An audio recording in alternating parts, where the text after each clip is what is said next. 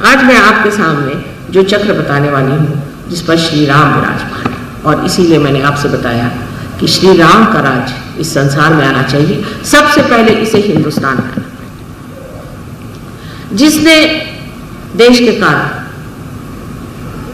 लोगों के मत के कारण अपनी पत्नी का त्याग किया। हालांकि वो आदिशक्ति थी, वो जानते थे कि इनके कोई हाथ नहीं लगा सकते, तो भी कितनी बड़ी मिसाल उनके जीवन की हमारे सामने है, और कितने धार्मिक संकोचपूर्ण, कितने अनुकंपा से भरे हुए श्री राम, वो हमारे सामने आदर्श होने चाहिए।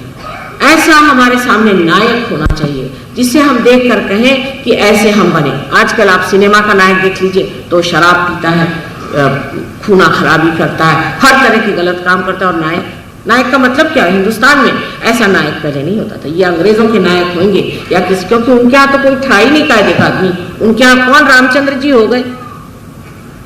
एक राजा ने अपनी 7 बीवियां के गर्दन काट डाले, बताइए।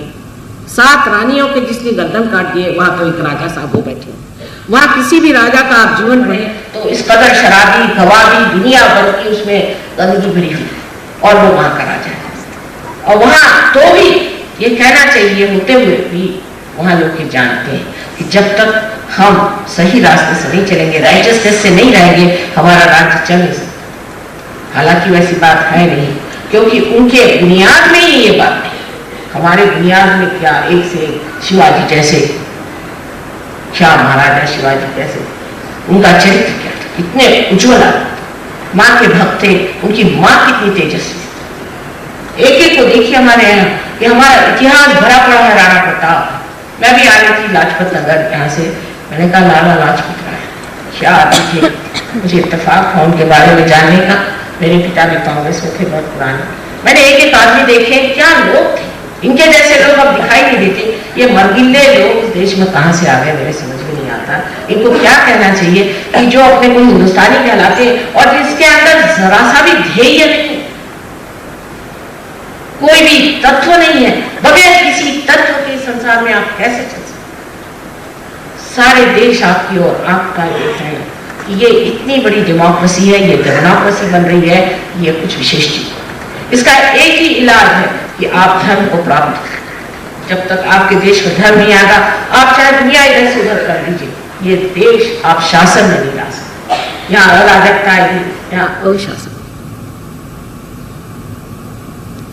हमने अपनी इसमें देखा है, कभी भी हम देहात से जा रहे हैं, कहीं से भी जा रहे हैं, संतों के प्रति इतनी श्रद्धा हर एक जगह है, हर एक जगह। कोई मजाल नहीं कि कोई वहां पर अराजकता का काम करे। वो संतों की श्रद्धा, वो भक्ति का सागर जो है, उसे समेटना चाहिए।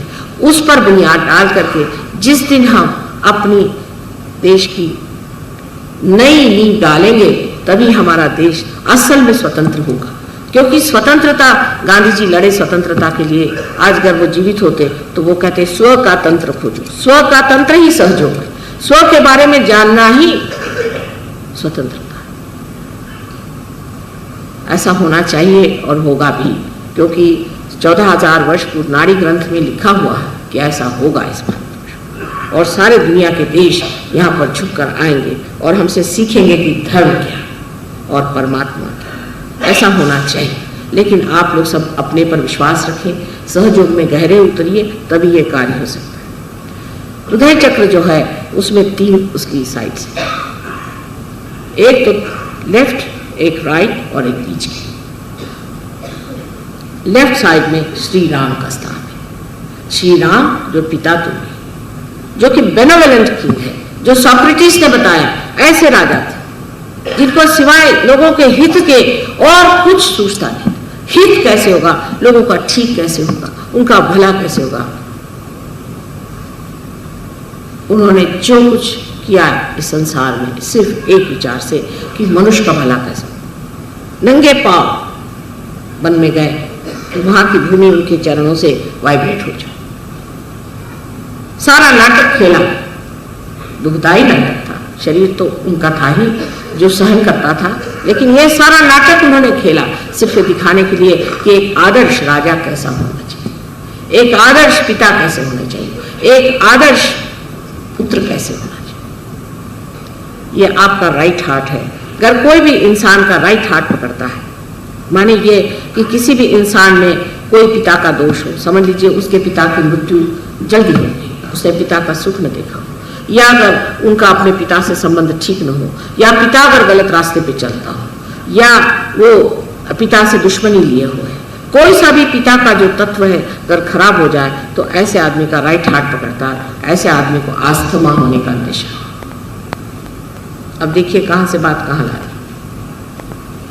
इस वक्त आपको श्री राम का ध्यान करना चाहिए जब आपको अस्थमा, इससे आपका अस्थमा ठीक हो सकता है। अब आपके लेफ्ट हैंड साइड में जो हार्ट का चक्र का दोष होता है वो आपकी माँ की वजह से आता है। अगर आपकी माँ परमात्मा में विश्वास नहीं करती है, आपको गलत रास्ते पे ले जाती है, या जरूरत से ज्यादा आपको प्यार करके आपको खराब करती है, तो वो भी माँ बड़ी दोषी है। यूंग ने अपने एक एक्सपेरिमेंट में ऐसा देखा कि एक इंसान आकर के उसे बार बार बताता कि मेरी माँ का मुझे स्वप्न आता है कि वो एक विच है, एक राक्षसी है, बार बार ऐसे मुझे स्वप्न आता है। तो उसका उन्होंने लड़के से पूछा कि भाई तुम्हारा माँ का तुम्हारे साथ व्यवहार कैसा है? तो उन्होंने कहा भाई मेरी माँ तो ऐसी है कि मुझको इतना पैम्पर करती है, इस कदर उसने मुझे स्पॉइल करके रखा है कि मैं किसी काम का नहीं। उनका ठीक है, इसका मतलब है तुम्हारी माँ जो विच है, जो तुम्हारी माँ राक्षसीन है, इसका स्वप्न तुम्हारे अचेतन से, अनकॉन्शियस से आ रहा है और तुमको बता रहा है कि संभल के रहो। एक आदमी बताता था कि मुझे अपने बेटे के बारे में ऐसा हमेशा सपना आता है कि वो सिंहासन पे बैठा है और उसके सामने मैं हमेशा नतमस्तक।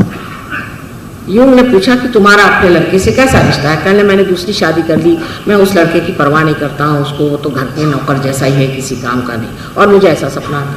अचेतन उसे बता रहा था कि तुम्हारा लड़का जो है वो सिंहासन में बैठने लायक है और तुम उसके नीचे खड़े हुए हो, उसको नतमस्तक तुम्हें रहना चाहिए, बजाय इसके कि उसका तुम छल करो और उसे तुम किसी तरह से इस तरह से व्यवहार करो जिससे वो नगण्य हो जाए।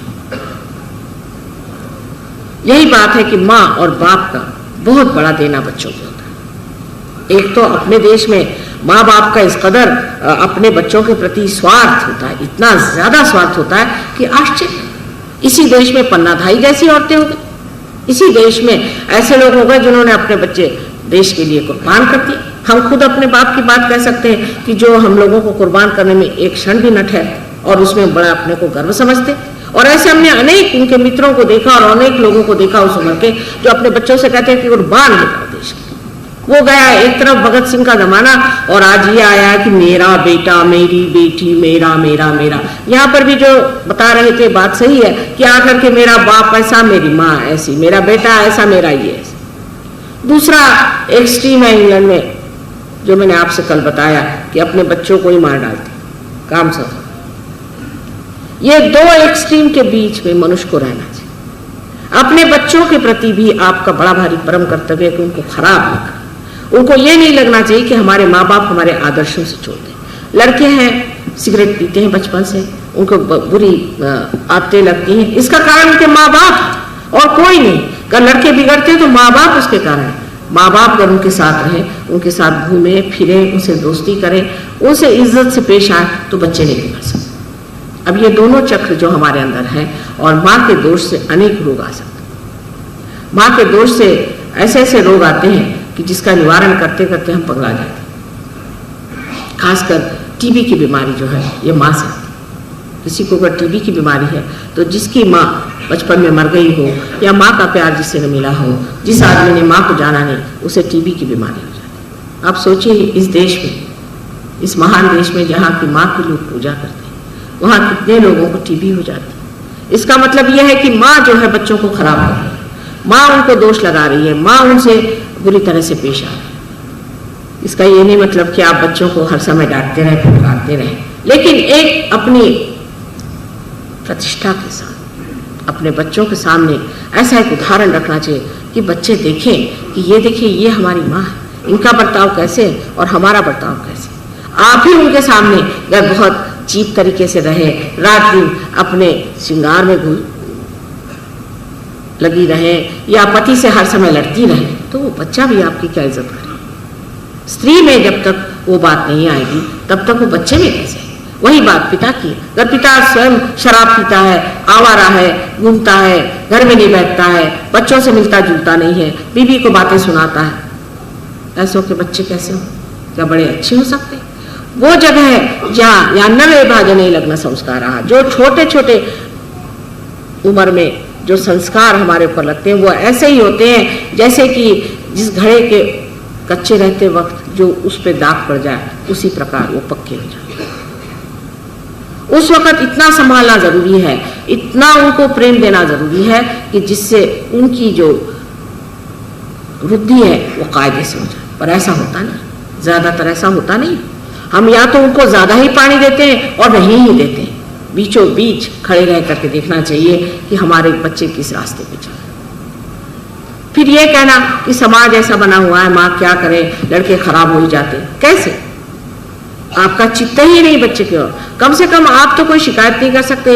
इंग्लैंड अमेरिका में तो लड़कों को डोल मिल जाता है 18 साल में तो बेकार जाते हैं, पर आप लोग तो जिंदगी भर उन बच्चों को पालते हैं। फिर भी क्या हुआ, थोड़ा सा शराबी तो पीता है ना, सिगरेट पीता है तो आजकल सभी पीते हैं, उसको गंदी आदतें थोड़ी बहुत औरतों के पीछे भागता है, कोई हर्जा। इस तरह से अगर आप अपने बच्चों के प्रति अपना रुझान रखें, ये तो इसको मैं कहती हूँ कि आप उनके दुश्मन हो गए, क्योंकि जो आपका कर्तव्य है उससे अगर आप च्युत हो गए तो आपने उनको तो ऐसे गड्ढे में ढकेल दिए।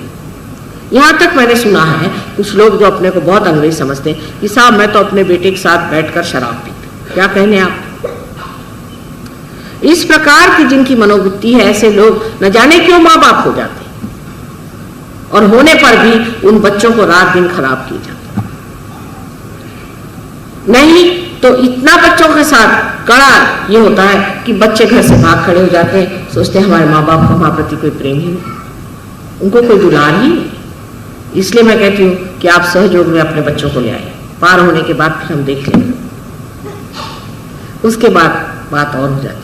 पर पहले आप पार होइए। अगर माँ बाप की अकल खराब हो तो बच्चों को पार करा के भी क्या फायदा?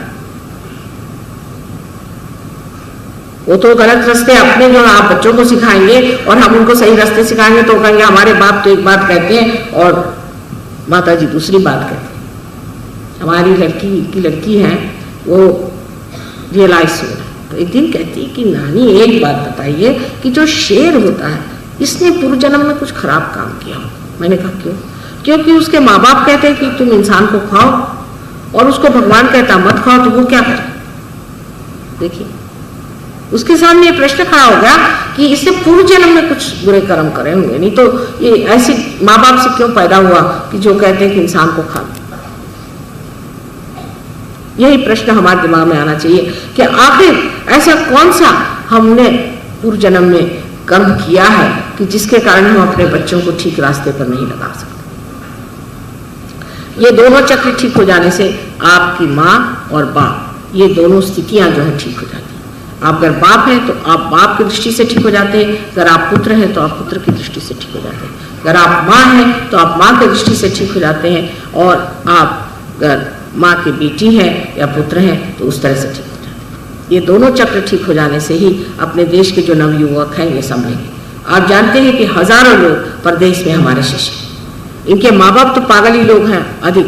वो लोग शराब पीना, रात भर बाहर रहना, वहाँ की औरतें 4-4 बार शादियाँ करती हैं, आदमी 6-6 बार शादियाँ करती हैं और सब अनाथालय में बुढ़ापा काटती हैं। ऐसे बेचारों ने कौन से कुकर्म किए होंगे कि ऐसे उनको माँ बाप मिले। पर ये लोग जब सहयोग में आ गए तब ये अब समझ गए कि अब हमारी शादियाँ हो गई सहयोगियों में, अब हमारे यहाँ बड़े बड़े ऋषि मुनि पैदा हो रहे हैं और इनके लिए हमें कैसे बर्ताव करना चाहिए। उन्होंने एक नई धारा बना ली है कि इनके सामने किस तरह से रहना चाहिए।